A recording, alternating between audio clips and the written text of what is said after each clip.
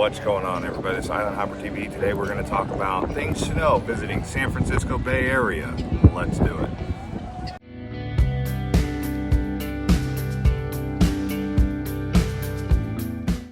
San Francisco is known as America's #1 vacation destination for travelers around the world to come visit. Now, Orlando might get more visitors, but San Francisco is the one that really leaves an imprint on people when they come here. As you can tell right behind me here, very colorful, vibrant, lots to see and do, art scene, good food. Everyone who comes here always compliments the food. Cool bridges, great weather in the summertime when it's hot everywhere else. So that's what you're gonna get in San Francisco. Let's keep on going. All right, guys, let's talk safety in San Francisco. People wanna know about this subject because they hear that there's a homeless situation in San Francisco Bay Area, and it is true. San Francisco, Oakland does have a homeless problem. Typically what ends up happening is if you are in an area where you see a hostile homeless person in a bad area, it can happen anywhere actually, even in the middle of downtown on Market Street or Broadway.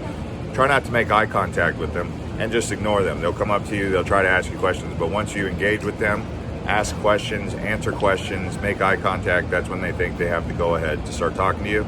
And if you avoid the homeless, for the most part, you're not going to have any issues. But if you see someone who appears violent or going out of their way to create some sort of problem, just don't make eye contact with them, just ignore them, keep on walking, and you should be safe. So overall, I would say the city of San Francisco is safe. It's a really peaceful place, but it does have these situations with homeless that can make it a little bit more dangerous. Let's talk about the cost of visiting San Francisco, whether it be hotel accommodations, food. As you guys know, San Francisco is one of the most expensive cities in all of the country, and there are certain areas that are more expensive than others. For example, if you get a hotel room, say near San Francisco Airport, it might be more affordable if there's a convention or some big event going on in downtown San Francisco.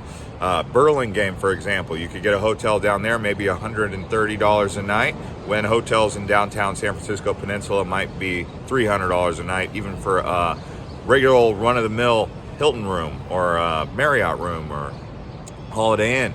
Now, with that being said, here it was in San Francisco, in downtown by Union Square. I stayed right here at this Hilton for $150 a night. Actually, it was a little bit more affordable during the weekday than it was on the weekend. So if you're looking to save some money, you'll want to do that come here during the weekdays. Weekends are going to be more expensive, more crowded. When it comes to doing the activities, I did notice that Lyft and Uber were more expensive here in the San Francisco Bay Area than anywhere else. More so than New York, more so than Washington, D.C. The food, a little bit more expensive in downtown San Francisco on the peninsula. So overall, do be prepared. San Francisco is one of the most expensive cities in all the country, but I just gave you some tips. Hopefully those help. Now let's talk transportation. One of the things you have out here as an option is the Bay Area Rapid Transit, okay? Bay Area Rapid Transit goes all the way around the Bay Area, including Oakland and San Jose.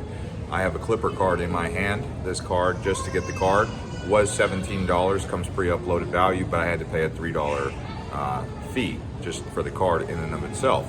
Now there are other transportation options, but driving a vehicle in San Francisco is not going to be in your best interest. The roads are very high, sloped, angled. I mean, you could do it, but then you have to deal with parking and other issues that have to do with being in a big city like freeway congestion and traffic. So Uber, Lyft, taxis, those work also, but Bay Area Rapid Transit, you're gonna wanna be a part of that. Also, check out the streetcars, the cable cars. They have streetcars and cable cars that you guys can ride around going up those big hills. In fact, you can go around most of downtown San Francisco in an actual cable car. All right, guys, when it comes to history of San Francisco, settlers from Europe came here around 1769. They were from Spain. One of the explorers came into the bay on accident. That's how they discovered it. But then De Anza came up here, and it's part of the mission system of modern California, where you have the 17 missions that you can explore. They're old Spanish, but today they're just a historical area. San Francisco is part of those missions.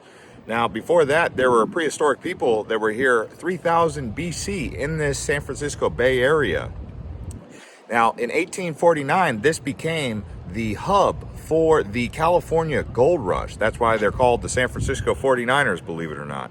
So the reason they called it the hub of the gold rush was because this was an easy bay to get in and out to move the gold and silver all around the world as they were pulling it out of here. Wells Fargo set up a banking institution here, and then the rest is history.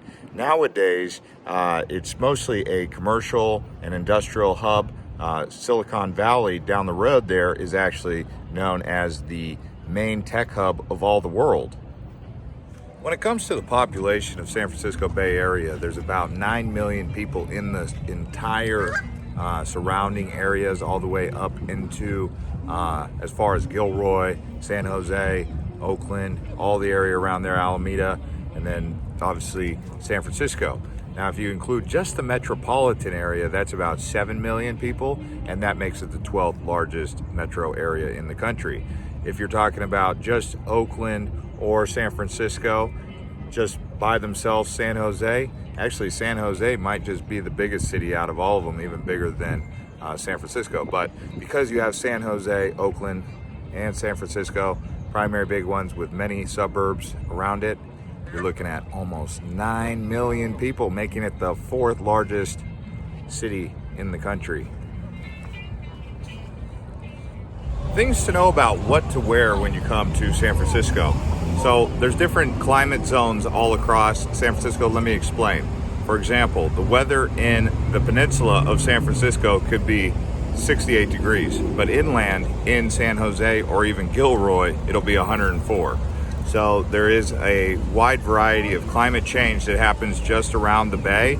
Oakland might be 10 degrees warmer than San Francisco Peninsula, but for the most part, you're going to want to wear walking shoes, because be prepared to do a lot of walking. Make sure those walking shoes that you have are cross trainer or actual walking shoes, not just regular old basketball shoes or flip flops, because out here in the Bay Area, you do a lot of walking.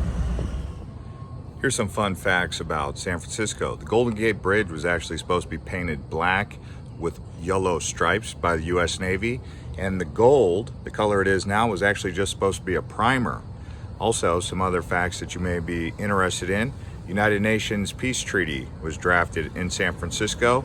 The Beatles, the famous band, performed their last concert at Candlestick Park. Stay tuned, we'll tell you some more.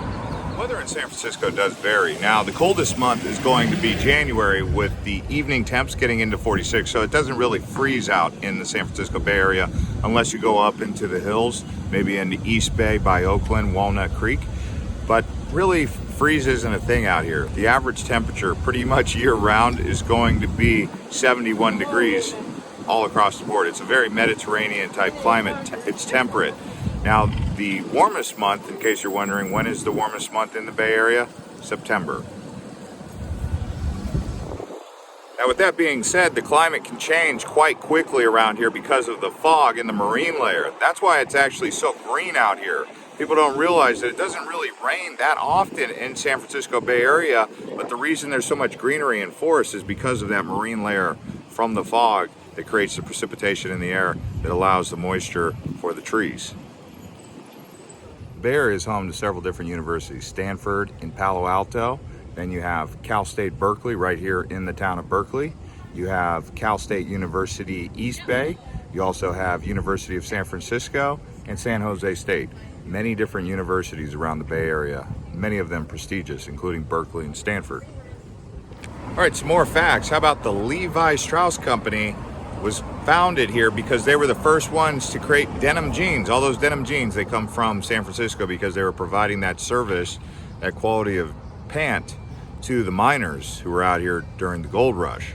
Also, San Francisco was the original place where Chinese immigrants came into the United States. And at one point in time during the 1800s, San Francisco was the largest city on the West Coast, making it the major city. Nowadays, it's Los Angeles. You could even argue that Seattle's bigger and more pronounced than even the Bay Area, but at one point in time, San Francisco was it.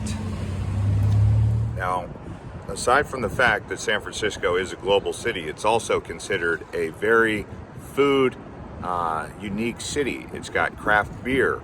So craft beer multiple different beer companies are out of the Bay Area. They also have a very unique Irish coffee, sourdough bread, that's a popular one, Ghirardelli chocolate, Dungeness crabs, many different seafood entrees that you can try when you come out to San Francisco. And because we have a large Hispanic influence here, you have the Mission burrito from the Mission District, Chinatown. You can get some dim sum, and you can get a martini in North Beach. There you go. And I got some more fun facts for you. Did you know that San Francisco Bay Area has more dogs than it does children? I mean, that's kind of progressive, isn't it? But also, the bear from the California flag was the last remaining grizzly bear, and he actually lived just north of Golden Gate Bridge in that park right there. So there's another interesting fact. The last grizzly right there north of San Francisco before he passed away. His name was Monarch. And the fortune cookie was actually created in San Francisco by Japanese Americans. You know, the Chinese fortune cookie. So there's some more facts for you. All right, guys, that's going to conclude this episode of Island Hopper TV from the Bay Area. Hope you guys enjoyed it. If you did, watch some of these other videos. We'll see you on the next one.